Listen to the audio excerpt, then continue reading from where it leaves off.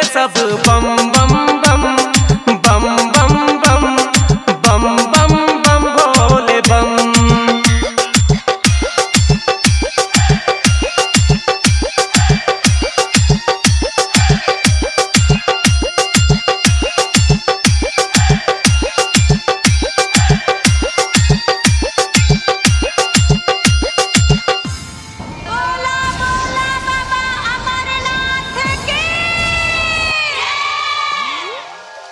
गाजा के सोट मारे भांग के घूट मारे कइने से आँख लाल लाल।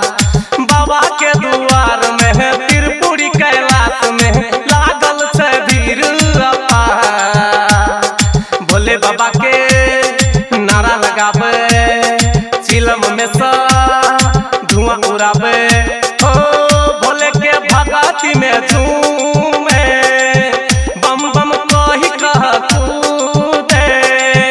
पैदल चले डगरिया मिलके साहब कबारिया कांधे पर लहका काबर चले छे सब छम छम छम छम छम छम छम छम छम छम छम बोले छे सब बम बम बम बम बम बम बम बम बम भोले बम।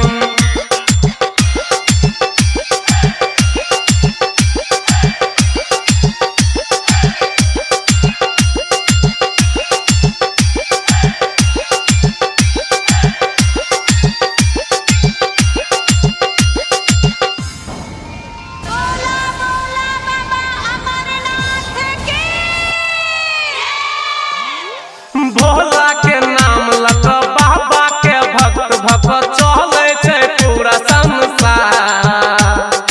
दुख कष्ट हरे छे सुख सबके करे छे हमर भोले महाकाल।